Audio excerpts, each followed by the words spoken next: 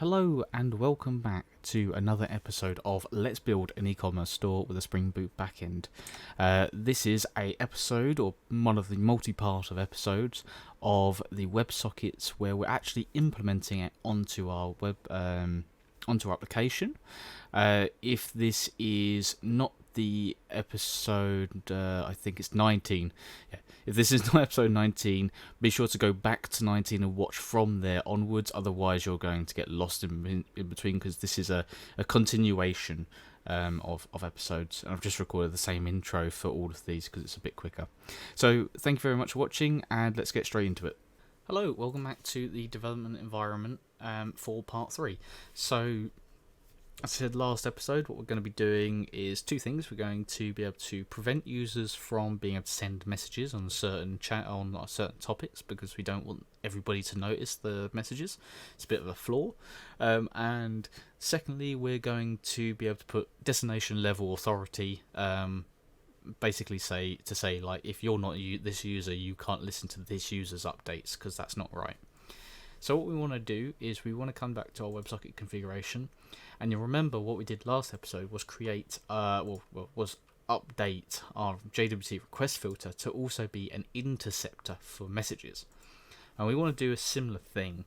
Now, some people would say create new classes for this. Personally, when they're small little kind of utility things like this, I don't see a point of creating a whole new file for this. So what I'm going to do is create some inner classes here to handle these bits and pieces. It just makes everything a bit easier, makes it all in one place as well. So what we're going to do is we're going to drop down a couple of lines, and we're going to create a private class, and we're going to call this class reject client messages on channel interceptor. Now it implements channel interceptor.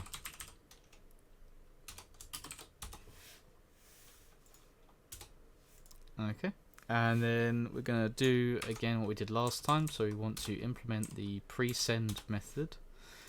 Remember, send is actually the client sending, not us sending. And we're going to remove this default code from in here. So this is our reject client messages. So this is where we're going to reject clients from being able to send messages on specific topics. Now, one thing I didn't explain in the last episode is with channel interceptors, what you can do is you can actually modify the message as it goes along through these interceptors. So say if I wanted, for example, to modify what the message contains, I could get payload and, I don't know, change the payload in some way, or add a header, or if I set the message to null, nothing happens at all, because the later interceptors just kind of go, oh, this is a null now, I can't do anything with it. So what we're going to do here is we're going to first get the type of message. Now in the last episode I couldn't remember what it was when we were creating our token. Well, I now know what it is. So we do message.getHeaders. Now remember, this is the WebSocket headers, not the HTTP headers. And we're going to get a header called simp message type, and we're going to say, does that equal to, and then we do simp message type dot message. Okay, because we're specifically talking about messages. Now while we're working away here, we can also just copy this bit here, go back to our JWT request filter from last episode, and we're going to remove that. Just drop down at the top, go if blah blah blah blah, and surround all of this with the if statement, and we're just going to change this to connect, because the reason is, when they first connect, we want to go through this process of getting the authorization out and checking the token. When they've already connected, we don't want to continue doing this method, because remember, if you go into check token, if your token doesn't exist, we set the authentication to null. So you'll have to re-authenticate every single type of message that comes in. So this is why we want to do that. But that's a little diversion of the actual topic. So let's go back to our WebSocket configuration. So we're gonna return message here. So when we process this, we're going to say if the message type is a message, right? So that's where you're actually sending, like you're sending communication, right? So you're on a topic slash topic slash chat, and you're sending a message saying hello all. It's in like a little chat application. That's this type of message. And what we want to do is we want to get the destination out, right? Because the destination is what we care about here. Because if they're sending a message to another destination, we may want to accept that. It's just specific one. So we want to go destination is equal to string, or cast of a string anyway. Message.get headers, again the WebSocket headers, not HTTP headers, and then get, and it's simp destination. Like that. Remember, obviously, the capitalization and spelling does actually matter here. So we've got our destination out. So we can then create our own little matcher. Like the other one has. We're going to make our own little matcher. So we're going to do private string array, and we'll go paths equals new string array, and we can use these curly brackets just to put in some default data in. So we're going to do slash topic slash user slash star slash address. Right, okay. That's the only one we have now. I mean, in the future we may want slash star star, but let's just do that for now. So we want to then go, so for the string path in paths, right? So we're going to iterate through this paths array, and we're going to say, where is it? If matcher, now we don't have that yet, but just trust me here. If matcher.match, and then path destination, then message is equal to null.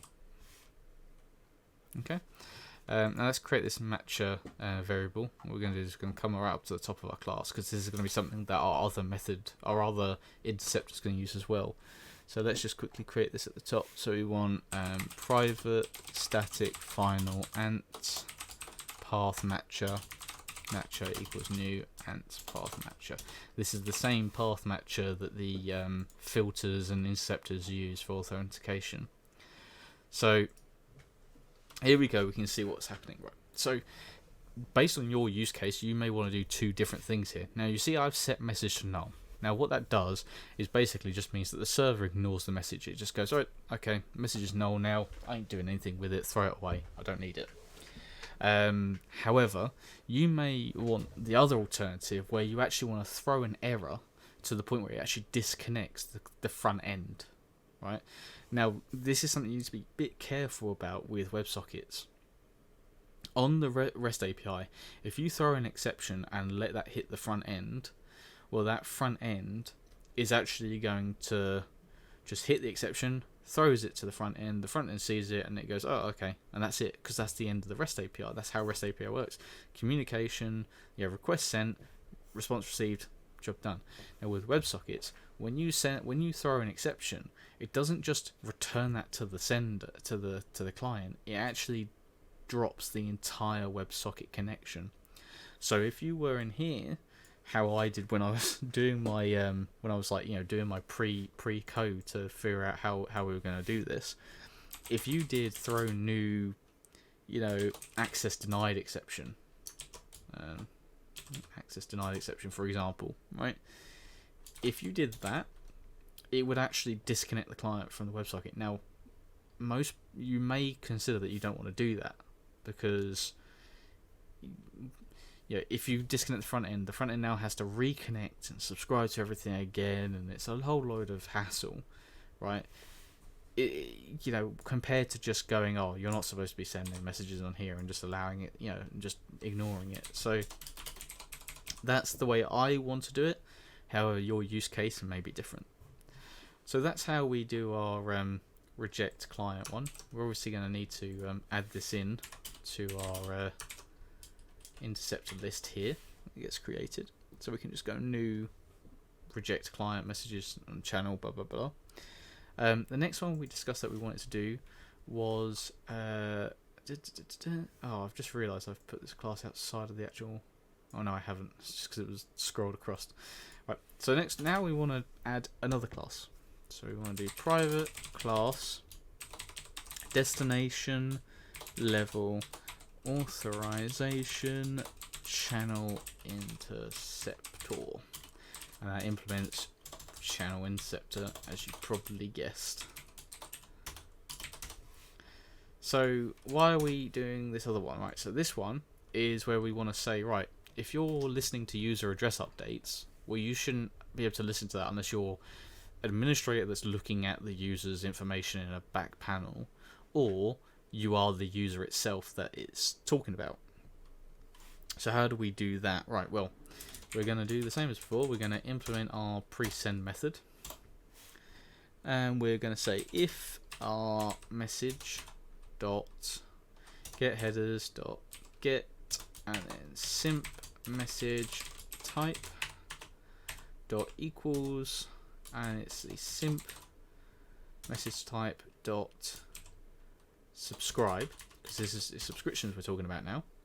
So if we're getting a message and it's a subscribe message, what we want to do is we want to get the destination out. So again, it's the same as before. We want to get the destination. So we'll just copy that from there, dump that in there. So we now have our destination. And what we want to do with that destination is we want to see if it matches the user path, right? So what we're going to do is go map string params, and then go equal to matcher dot extract URI template variables, and do slash topic slash user slash curly bracket user ID curly bracket slash star and destination. Now you might be asking yourself, and of course this is not working, there we go, you might be asking yourself, hold up, when we did our matcher in the last class, we just did matcher.match and that returns a boolean. Why didn't we do that? Well, you got to remember that when we're dealing with our destination path here, our destination path actually includes some information we need for the code. We need the user ID.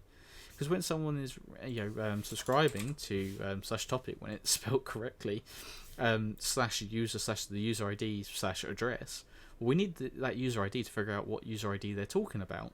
So what matcher.extract URI template variables does is not only does it go, right, does this match, it also goes, right, we'll get the user right, get variables that are done in this format out of that and put it into this this map.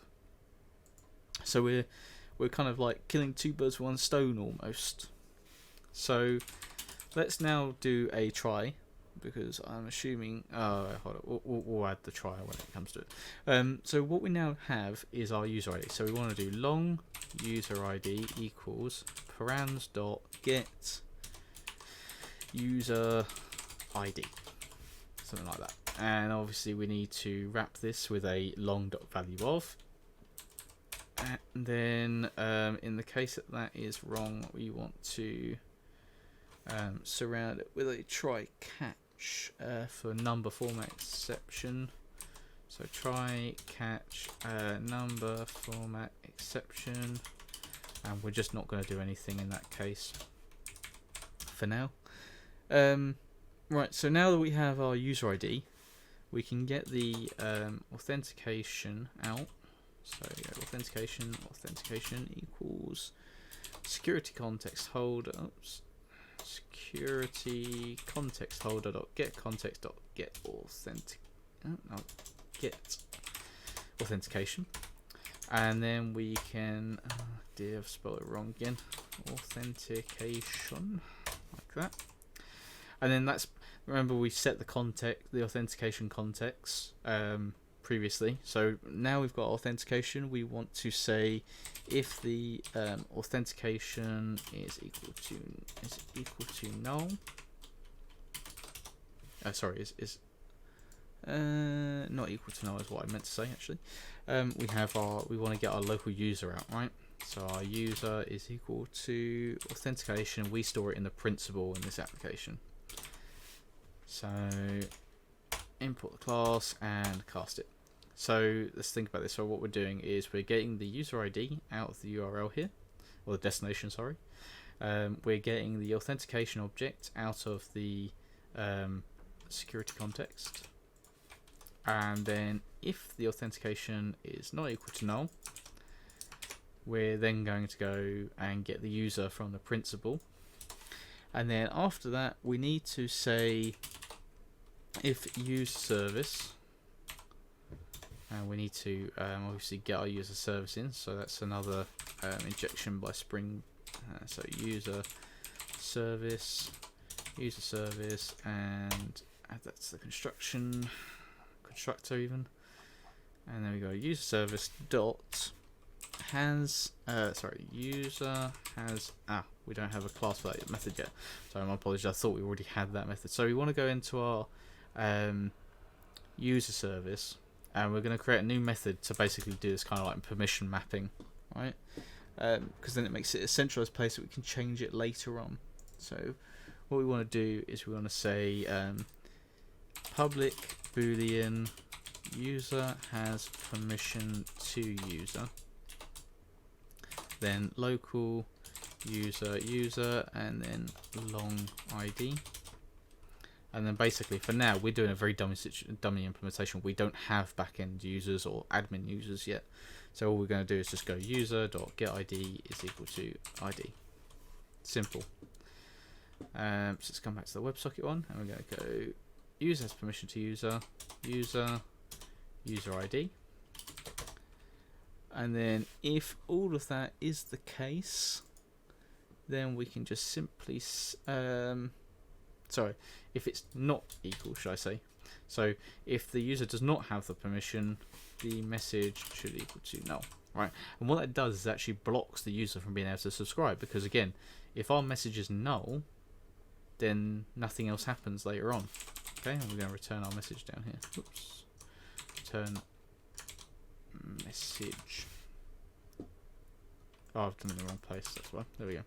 Right, return message. Now also you've got to remember we've got some other bits and pieces here. So if the authentication is null, we want to say message is equal to null as well, because we don't want it to do anything there. And again, in message format, number format, if there's something wrong with the number format, we don't want to allow them to subscribe anyway, because there's something wrong there and they shouldn't be able to do it. So there we go. We've got our two. We've got our two bits of code there that we've written to be able to do our two bits of authentication and verification. Again, we need to just add this as a new instance in here, like that, for our interceptors. So yeah, that's our two bits of the thing. Now I have that tricky situation where I need to figure out where I'm going to call this an episode here or continue on. Where are we? We're at the 17.5 minutes on my recording. Right, so what I'm going to do is I'm going to end the episode here again. Again, I don't want to make these too long because there's a lot going on. So I'm going to end the episode here again. Thank you very much for watching. I appreciate all of the likes, the comments and the subscriptions. Thank you very much for participating in this with me. I will do the next episode right after this because I have other bits and pieces to still go over, because we're getting closer and closer to where we can actually test this and see it working. But yeah, thank you very much for watching. Feel free to like and subscribe, and I will see you all next time.